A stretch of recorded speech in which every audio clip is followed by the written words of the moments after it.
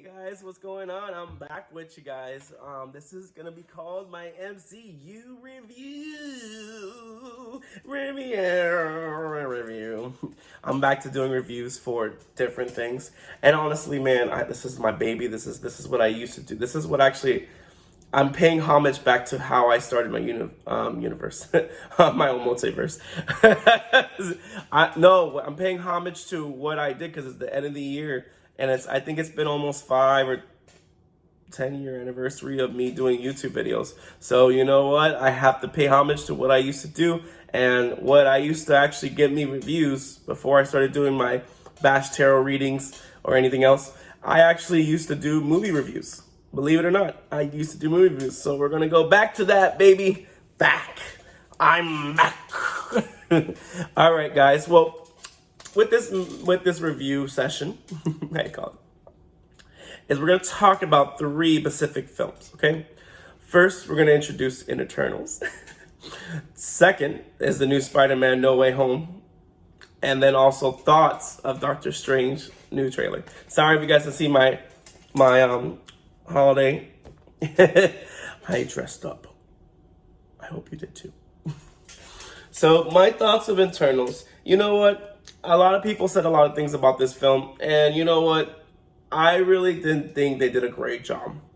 My only thing about Enternals, I mean, Marvel is trying to, create this new phase. They're taking it. They're trying to figure out how they're going to. Because remember, they created 22 films based off Thanos. So, everything has to, and I appreciate the way Marvel Cinematic Universe is, because it literally has been warping my mind, but it also sometimes makes you want to go crazy because you're like, what the heck is going on, Marvel? You got me, Kevin. I'm going to get you, man. Tell me the thing, please. Anyways, so Enternals. It was a great way to segue from the whole phase. I'm sorry, Black Widow. Sorry, you flopped. In my eyes, you flopped, and it made no sense. And honestly, you know what I'm saying? Like, it really didn't make any sense. That's just my thoughts as a filmmaker, as a enthusiast of Marvel that watches Marvel. Like, I watch films.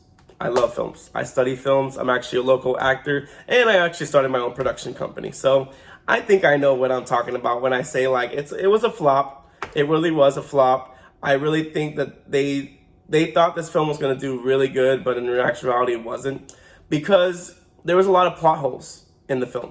And honestly, me personally, before all this stuff, I didn't really like Hawkeye and Black Widow because I felt like they were just not holding up to the comic standards of Marvel superheroes. And yes, I read comics, so you can understand that, like, because even Hawkeye was just like a regular guy with the bow and arrow, and Black Widow was very gifted. She's a very combative fighter. She's stealth, Russian, all that spy and everything like that. That's great, but like, when I'm not trying to base it on comics, because comics are different. And that's the problem with people, is like they're trying to compare comics with the new Marvel Cinematic Universe. Yes, they will pay homage to the comics, but like Stan Lee, he loved the direction they were going with the Marvel Cinematic Universe. So that's why, like, if the creator loved it, why doesn't anyone else does? But like I said, free will, opinions. We have opinions. So my opinions of Enternals is that it did an average job. I'm not going to say that it was the best film that came out to start it off. Actually, Shang-Chi was the best film that started the MCU new phase. Because we don't really know what direction they're going in, because, like, we have an idea if you haven't seen the end of credits for Enternals. I'm not trying to, like, close on the Enternals. I'm trying to cut it in. I mean, they had some gifted actors in it. Selma Hayek, was it Richard Madden, Jemmy Chang, Angelina Jolie, and if you guys saw the ending credit, and if I'm about to spoil it, sorry, it's been in films for a long time and it's on Disney Plus. So Harry Styles is Thanos' brother.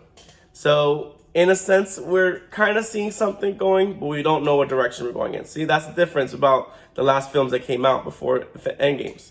It's like, that's what made Infinity War so important. You know why? Because literally all they had to focus on was action. Because basically they built up that film, 20 films before the film. And that's what that's why I appreciate Marvel. And that's what DC needs to take a page on Marvel when it comes to their superheroes. It's like their continuity is like everything connects. Why do you think they have the same actors playing the same roles for so many years? I mean, I know a lot of actors, but you know what? I'm sorry, actors. You get paid a lot of money to be these characters. And, it's pretty, like, I understand you have contracts. You can't talk about certain things. I'm not a novice. I'm an actor too. I get that. But, you have this big legacy now. So now any film you're going to do, everyone's going to remember you as those characters because you've been a part of this new cinematic universe. And it's awesome. That's great, And not many actors get that. You understand me? Even the older actors.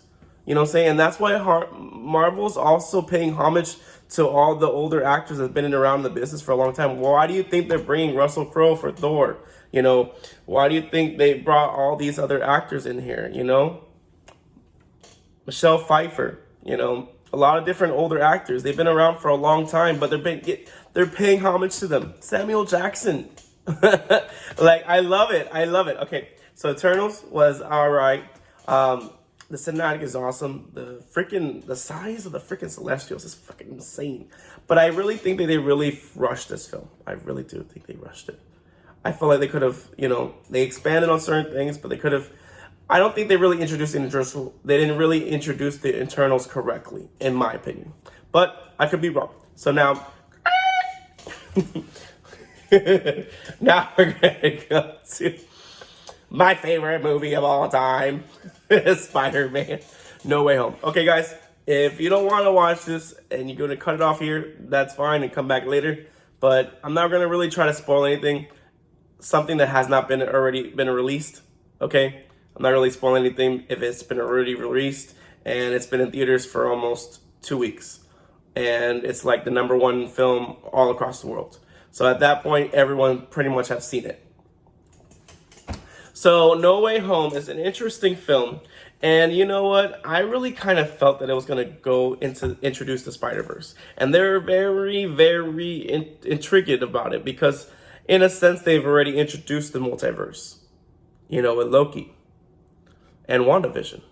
Like, they've been building it up from those 2 TV shows. Believe it or not, the first phase started with WandaVision and then Loki introducing the multiverse. So at that point, you already know what Doctor Strange and Spider-Man No Way Home was going to go start to.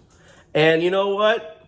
If you knew that they were going to somehow introduce kind of a Spider-Verse, wouldn't you think that the 2 main people were going to come back? Yes, they came back. It was so exciting. Like, their scene, I'm not going to show you how they're going to because I want you to watch it. But when they show up on that screen, I was watching it in the theaters when it first came out, okay? First night. The last movie of the night. And I was, the theater was crazy when they first appeared. Garfield show up and then Toby show up. And everyone's like, ah! I'm excited because, look, I don't care what anyone says, okay? My Spider-Man, the one I consider Spider-Man, is Toby. Because, I'm older. I'm 30 years old, so I grew up with Toby. No offense to Garfield and Tom Holland's, but that will always be my Spider-Man. And you know what? If Garfield's your Spider-Man, that's totally to you. But Tom Holland's, you know what? I give props to Tom Holland's, and this is the reason why I didn't understand why Tom Holland's, Spider-Man, how it played out, because he wasn't really Spider-Man in my eyes, He never really experienced the things that Spider-Man, made Spider-Man. Like, Spider-Man was his own superhero. He didn't bow down to anyone. He didn't answer to anyone. He did everything himself. And then when he meets superheroes, he would just, team up with them.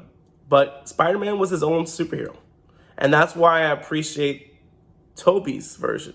Because #1, it was the first film that actually, from Blade. So Blade actually started the Marvelverse. Started the whole saga to Marvel films. And Spider-Man was the second one. But Spider-Man was amazing. And the fact that they started out with the Green Goblin, Octopus, other characters, and that was the one that actually had more villains, to be honest. Introduced more villains. Even Venom was in that movie. But the thing is that I understand they're trying to make this Marvelverse trying to connect. Because you know what? Sony and Marvel and Disney, they're all trying to trying to do their own thing. And you know what? Sony makes money when they do Spider-Man. That's why they really didn't give Tom Holland's much stuff, because it was, I think in this film, Sony and Marvel actually partnered completely up, because that's the only reason why this film did really great. Because that's what made me mad, was why can't Tom Holland be a superhero? Why he has the answer to Spider-Man? And the funny thing is, it's all about choices. It's the choice you make that determines what the response or actions you're going to get. You understand that? And so for him to explain, I'm not trying to get spoilers, but he never really experienced what Spider-Man, He never had, his uncle there, okay? He only had Aunt May, his friends, he was actually with Avengers, so he know how to, he worked with superheroes already. And then on top of it, he was a young kid. And that's why I love Tom Holland, okay? I'm saying this to you live. Tom Holland is the correct Spider-Man for this Marvel Cinematic Universe. But with the multiverse opening up in Loki and everything else, it pretty much already told you that they're going to come back. And the fact that they opened the multiverse, basically saying every single Marvel film that ever came out, every single Spider-Man single, is part of that universe. So thank you so much. You made me cry. I'm not really crying, but it's just amazing. But yes, honestly, from the first moment, I couldn't even cry. That's how powerful this film was. It was just number one, I felt like they gave the fans what they really wanted, okay? They really wanted to see the other two Spider-Mans, so they did. But it did a little bit more than that. I can't, without spoiling it, I'm gonna just tell you that they re-corrected. I felt like, the best way to explain this, I felt like they gave everyone closure. I really do think that, and if you understand what I'm saying, that they gave everyone the closure, when you see the film, you'll know what I'm talking about. And that's the thing about it, is that Tobey, the way he became Spider-Man was very dark. The way that Garfield became Spider-Man was also dark. But the thing is that Tom Holland never went through what they went through. And the fact that they came in there at the right moment, hints that to you on what they were trying to do. And that's not me giving it a spoiler. That's pretty much me telling you that to watch the film. But they really gave they also gave villains their closure too, or and this is the one thing I hate about back in the day when I was growing up, is that they made villains be villains, okay? There was no backstories to villains, they were evil. If you're evil, you're evil. But no. Okay, as evolution evolves, what we consider evil and good always is dependent on the person viewing it, okay? And that's could be said throughout history, when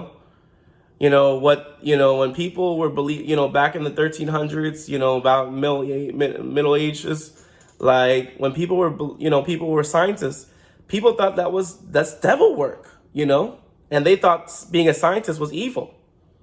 And because back then it was about the church. So if you didn't believe in God and you were just creating all these things, basically you were a servant of the devil. So evil and good always has their exception. That's why there's not really a good or evil in my eyes, because it's basically, that definition is based off the perception of what you view as evil and good. And it is a perception. And it's also choices. It's all about the choices you make or what you go through. And that's why, child development is so important, because whatever you experience as a child, you take that with you when you get older. And that's why this film was and that's why this film's number one. And, besides me geeking out and seeing Tobey, but and also please stay to the end. There's 2 post-credit scenes. I will tell you what they are. One, Venom. Second one is Doctor Strange. And that's where we're going to segue to Doctor Strange. I'm sorry, this video is really long, but it's just doing two different things. I'm going to try to put some stuff in here, so make sure like I'm not like you see my face. Like, you know, I love my face. You love my face too. But I know you get like you want to see something else. So Doctor Strange is going to take it to the next level. This is my prediction. I don't know what's going to happen to Doctor Strange. But if you actually stay at the ending credit, they pretty much start a new way of how they introduce the new movies now. That's all I'm going to tell you. That's all I'm going to tell you about Doctor Strange. I think Doctor Strange is going to take it to the next level for the multiverse. With Wanda, Scarlet Witch, and him. But without me spoiling anything or anything like that, SpiderMan was amazing. I give it a 10 out of 10. Number one, it paid homage to a lot of things, number one. And they brought all the original people. And the thing is, it's about the choices, about morality, you know? And that's the one thing I didn't like about Tom Holland, is that his sense of morality wasn't there. Like, you know what I'm saying? Like, you know, we understand that you have to save people, but sometimes you can't save people if they don't want to save themselves, you know? But, okay, besides, but morality, it also, and that's what these villains did. They make you feel like they question your morality. Like, you really want to save them, but they're so dark-hearted and soulful that it makes you question whether you want to save them or not. And that's what the most important thing of this film is. And that's what Tom Holland has to experience, you know? I'm not giving it away. It's just something that I feel like Tom Holland's lacked. Maybe this movie might fix that. I don't know. I know, but I'm not going to tell you. But you know what? Enjoy the movie, guys. See it. I mean, eventually it's going to be in Disney Plus. So if you're about COVID and you're all about safety and everything like that, then you can just stay and wait till the movie comes out. Because you know what? And that's one thing about the Matrix, like movies now, is like they can put it on these things so you don't have to go. And I prefer that, honestly. I will also pay to watch it in theaters because I'm an A-list member, so I'm going to watch it regardless. But I do like the idea of me seeing it in my own house. You know, I could pause it, go use the restroom, I could cook, you know, something. I'm not paying any money. So hope you guys watch this film. Let me know what you guys think in the comments. Yes, I'm paying homage. Merry Christmas to me. Happy anniversary to my YouTube channel. Hope you guys stay safe for the holiday seasons. And I'll see you next year. Maybe sooner.